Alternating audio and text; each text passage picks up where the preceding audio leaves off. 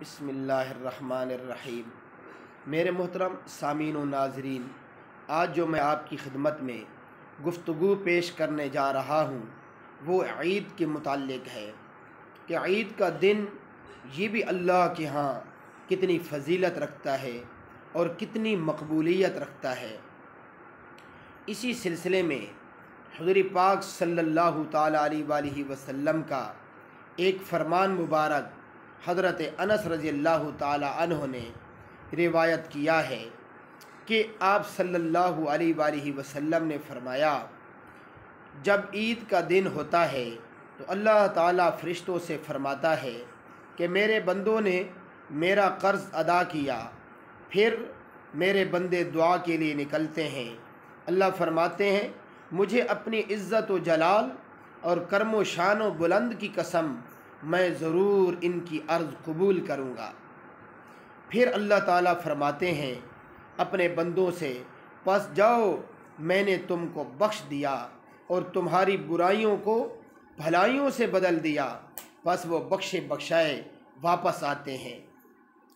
اس فرمان مبارک کو مشکات بہقی حیات المسلمین میں یہ فرمان مبارک موجود ہے۔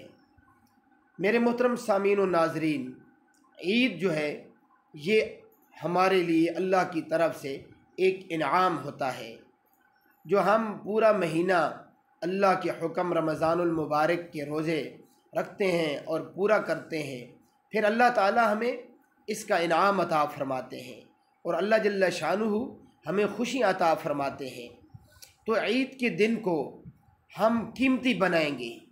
عید کی خوشیاں جہاں ہم نے انجوائے کرنی ہے وہ ہم اسلام کے مطابق، اسلام نے جتنی اجازت دی ہے، مزہ تو تب ہے کہ ہماری خوشیوں کے اندر وہ لوگ بھی شریک ہو جائیں جو خوشیاں منانے کے قابل نہیں ہیں، جو مظلوم ہیں، جو غریب ہیں، جو مجبور ہیں، جو مشکلات میں پھنسے ہوئے ہیں، جو یتامى ہیں، جو مساکین ہیں۔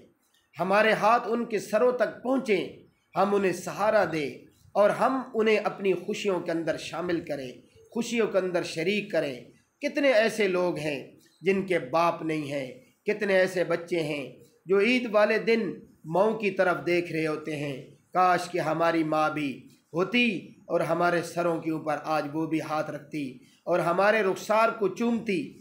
کتنے ایسے بیٹیاں ہیں، کتنے ایسے بیٹے ہیں جو باپ کی محبت کو عید والے دن ترس رہے ہوتے ہیں اور باپ کے ہاتھ سے عیدی لینے کی کوشش کرتے ہیں اور ان کے دل میں ایک حسرت ہوتی ہے، کاش کہ ہمارا باپ بھی ہوتا، آج وہ دوسرے بچوں کی طرح آج ہمیں بھی جو ہے عیدی دے رہے ہوتے۔